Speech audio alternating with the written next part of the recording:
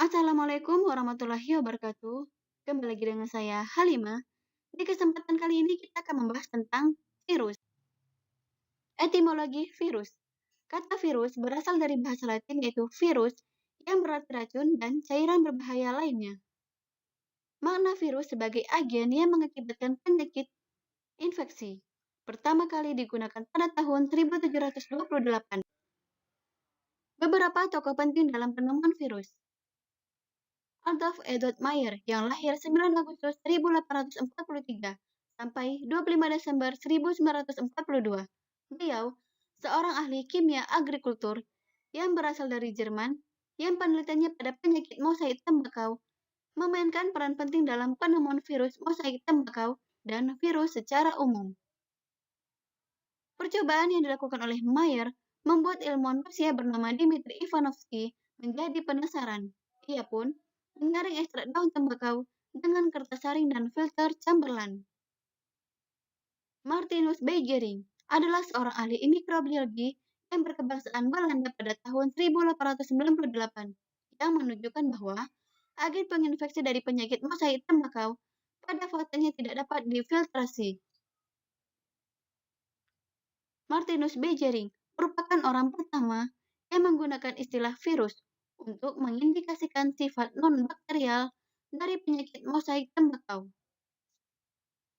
Seorang ilmuwan Amerika bernama Wendell M. Stanley pada tahun 1935 berhasil mengkristalkan partikel penyebab penyakit bintik kuning yang menyerang tembakau.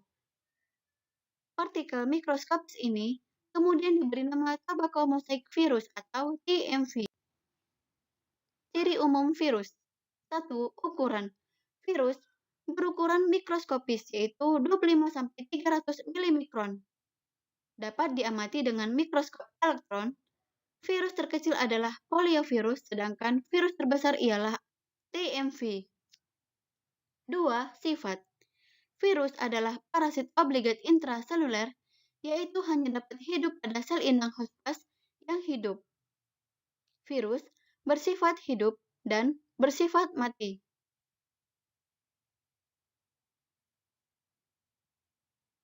Sifat hidup virus memiliki asam nukleat, namun tidak keduanya, hanya DNA atau RNA. Sifat hidup virus lainnya ialah dapat bereproduksi, namun dengan replikasi dan hanya dapat dilakukan pada sel host yang hidup. Sifat mati virus dapat dikristalkan dan dicairkan. Sifat mati virus lainnya ialah struktur berbeda dengan sel dan tidak melakukan metabolisme sel. Struktur. Satu struktur partikel virus disebut sebagai virion. Virus atau virion terdiri atas A. Asam nukleat pembawa materi genetik. Virus yang digunakan untuk replikasi, virus hanya memiliki satu asam nukleat yaitu DNA atau RNA, tetapi tidak keduanya. B. Kapsid merupakan selubung protein di sekitar asam nukleat yang tersusun atas kapsomer. Fungsi dari kapsid yaitu pelindung asam nukleat dari enzim, reseptor virus ketika akan menginfeksi sel host, penghasil protein enzim untuk menembus membran sel host. Satu kesatuan asam nukleat dan kapsid disebut nukleokapsid. C. Sampul atau envelope adalah lapisan tambahan nukleokapsid yang melindungi dan membantu virus memasuki host. Sampul virus mengandung protein dan fosfolipid milik host, protein dan glikoprotein milik virus. D. Selubung ekor merupakan pembungkus ekor yang terdiri dari cincin berjumlah 12 atau 24. E. Papan dasar atau base plate adalah tempat jarum penusuk berupa perpanjangan serabut ekor yang digunakan saat autopsi. Bentuk virus terbagi 4. Pertama, oval. Contohnya ialah influenza virus dan rabies virus, serta HIV. Bentuk virus silindris contohnya ialah TMV dan RN. Bentuk virus polihidris contohnya ialah adenovirus. Bentuk virus kompleks ialah bakteriofag.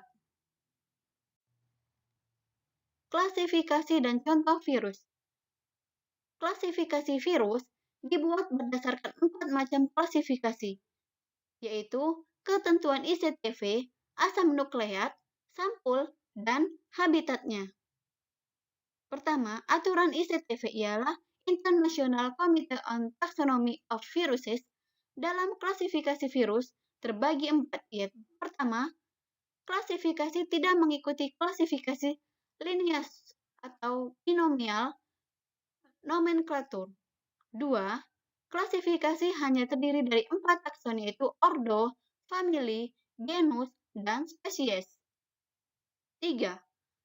Nama ordo diberi akhiran virales, famili akhiran viridae, genus akhiran virus. 4. Penamaan spesies menggunakan bahasa Inggris dan kata terakhir ditambahkan virus. Berdasarkan asam nukleat. Berdasarkan asam nukleat, virus terdiri dari 1. Deoksiribovirus, virus dengan DNA. Contohnya ialah bakteriofag, Measles virus, adenovirus, hepatitis B, herpes virus, pox virus, papillomavirus, dan parvovirus. 2. Ribovirus, virus dengan RNA. Contohnya ialah TMV, HIV, SARS virus, rabies virus, poliovirus, hepatitis C, rubella virus, H5N1 virus, dan virus pada manusia lainnya. Berdasarkan sampul. Berdasarkan sampul, virus terbagi 2, yaitu virus bersampul, contohnya HIV, herpes virus, dan human papillomavirus. 2. Virus telanjang, contohnya ialah adenovirus, papovavirus, parvovirus, dan reovirus. Berdasarkan habitatnya atau sel hospes. Berdasarkan habitatnya, virus terbagi 4, yaitu 1. Virus prokariotik atau bakteri, contohnya bakteriofag. 2. Virus eukariotik atau protista dan fungi, contohnya ialah mycovirus. 3. Virus tumbuhan, contohnya ialah TMV, TYMV atau turnip yellow mosaic virus, dan CILV, citrus leprosis virus. 4. Virus hewan, contohnya ialah HIV, measles, influenza, rabies, dan lain-lain.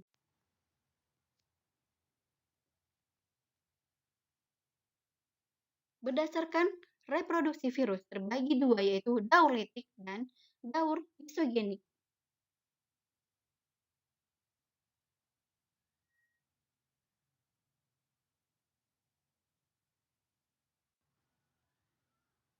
Peran menguntungkan virus bagi manusia.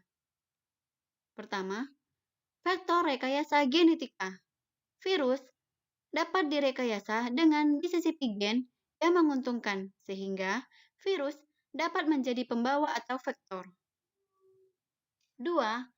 Melemahkan bakteri patogen.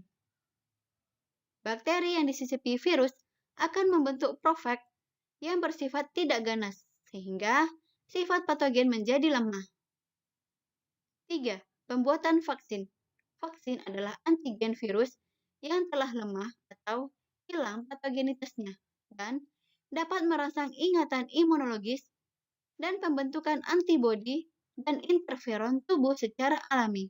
Contoh vaksin ialah vaksin poliosalk, vaksin polio oral atau OPV, vaksin rabies, vaksin hepatitis B, vaksin influenza, vaksin cacar, dan vaksin EMR atau measles, mumps, rubella.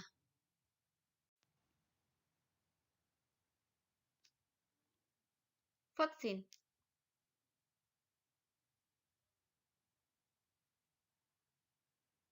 Metode konvensional dalam pembuatan vaksin memiliki efek samping. Metode pembuatan vaksin dibuat dari patogen yang dimatikan oleh bahan kimia atau pemanasan memiliki efek samping, yaitu patogen yang digunakan untuk vaksin mungkin masih melakukan proses metabolisme. Metode pembuatan vaksin yang berasal dari patogen yang dilemahkan memiliki efek samping. Patogen yang digunakan untuk vaksin mungkin masih dapat menyebabkan penyakit.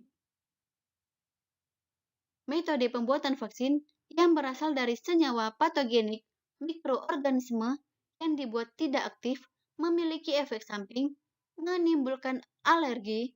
Orang-orang yang membuat vaksin mungkin bersentuhan dengan patogen. Berbagai jenis virus yang menginfeksi tumbuhan. Virus TMV atau Tobacco Mosaic Virus menimbulkan penyakit mosaik pada tembakau. PMV, Potato Mosaic Virus, menimbulkan penyakit mosaik pada kentang. TAMV atau Tomato Acuba Mosaic Virus, menimbulkan penyakit mosaik pada tomat. CVPD atau Citrus Vine Phloem Degeneration, menimbulkan penyakit kerusakan pembuluh tapis pada tanaman jeruk. Carrot Red Leaf Virus menimbulkan penyakit kerusakan daun pada wortel. Cucumber Mosaic Virus menimbulkan penyakit mosaik pada mentimun. Virus to grow menyebabkan penyakit menghambat pertumbuhan padi sehingga padi menjadi kerdil. Adapun virus penyebab penyakit pada manusia. Pertama, influenza virus menyebabkan penyakit influenza yang menyerang saluran pernafasan atas kulit tulang dengan gejala demam, pilek, pusing, pegal, dan batuk. 2. Human Immunodeficiency Virus atau HIV menyebabkan penyakit AIDS atau Acquired Immunodeficiency Syndrome yang menyerang sel darah putih, yaitu limfosit, sistem kekebalan tubuh, dengan gejala gabungan beberapa penyakit menurut kekebalan tubuh. Ketiga, hepatitis virus menyebabkan penyakit hepatitis yang menyerang sel-sel hati dengan gejala perut membesar, tubuh menjadi kuning. Selanjutnya, 4. Ebola virus menyebabkan penyakit Ebola yang menyerang sel-sel pertahanan tubuh dengan gejala demam disertai perdarahan. 5. Measles virus yang menyebabkan penyakit cacar menyerang sel kulit dengan gejala demam, batuk, pilek, luka cacar seluruh tubuh. Pencegahan terhadap virus. Virus bersifat patogen saat virus melakukan fase lisis atau pelepasan sehingga sel mengalami kematian. 2. Produksi toksin oleh sel yang terjangkit. 3. Adanya komponen toksik yang dimiliki virus, misalnya sampul virus. Tubuh secara alami membentuk pertahanan berupa interferon yang memperingatkan sel-sel tubuh akan bahaya dari virus. Akan tetapi, kecepatan pembentukan interferon tidak sebanding dengan replikasi virus, sehingga virus masih dapat menjangkiti sel-sel tubuh. Pencegahan terhadap penyakit yang disebabkan oleh virus pada umumnya adalah dengan menjaga agar kekebalan tubuh tidak turun.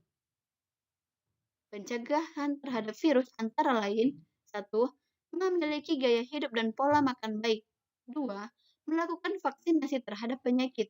3.